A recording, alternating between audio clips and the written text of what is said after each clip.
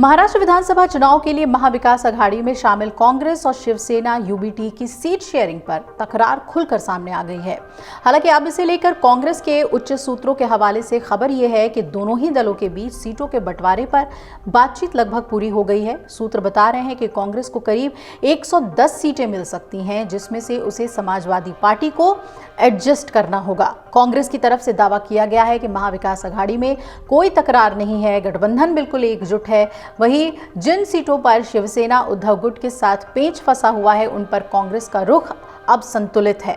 सूत्र बता रहे हैं कि प्रदेश कांग्रेस अध्यक्ष नाना पटोले को कांग्रेस नेतृत्व ने सहयोगी दलों के साथ सामंजस्य बैठाकर काम करने के लिए कहा है। आपको बता दें कि विदर्भ की कुछ सीटों को लेकर कांग्रेस और उद्धव ठाकरे गुट में विवाद है।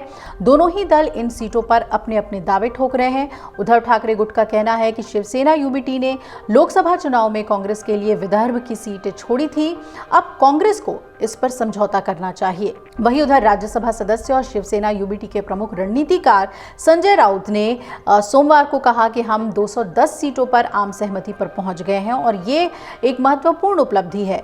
हमारा लक्ष्य एक संयुक्त ताकत के रूप में चुनाव लड़ना है और हम महाराष्ट्र को लूटने वाली ताकतों को महाराष्ट्र में उन्हें हराएंगे। संजय राउत का ये बयान ऐसे समय में आया है जब सियासी गलियों में ये चर्चा है कि उद्धव ठाकरे के नेतृत्व वाली पार्टी एमवीए से अलग हो सकती है और अपने दम पर सभी 288 सीट पर चुनाव लड़ सकती है। महाराष्ट्र विधानसभा चुनाव के बीच उद्धव ठाकरे और देवेंद्र फडणवीस की कथित मुलाकात से प्रदेश में सियासी बवाल भी मचा हुआ है। कथित तौर पर की गई इस मुलाकात से कई सियासी मायने भी निकाले जा रहे हैं।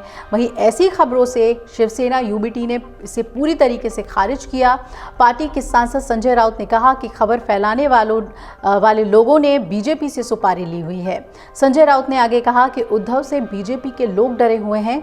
मैं आखिरी आदमी रहूंगा जो इनके झमेले में आऊंगा। हमारी लड़ाई महाराष्ट्र को लूटने वालों के खिलाफ है। लूटने वालों के साथ हमारा नाम जोड़कर डर दिख रहा है।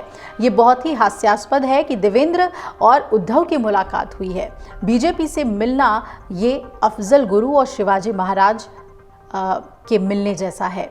आपको बता दें कि एबीपी माझा के मुताबिक महाराष्ट्र में विधानसभा चुनाव के बीच सोमवार को शिवसेना यूबीटी प्रमुख उद्धव ठाकरे और डिप्टी सीएम और बीजेपी के दिग्गज नेता देवेंद्र फडणवीस की कथित मुलाकात की खबरें सामने आई थी, जिससे सियासी भूचाल आ गया।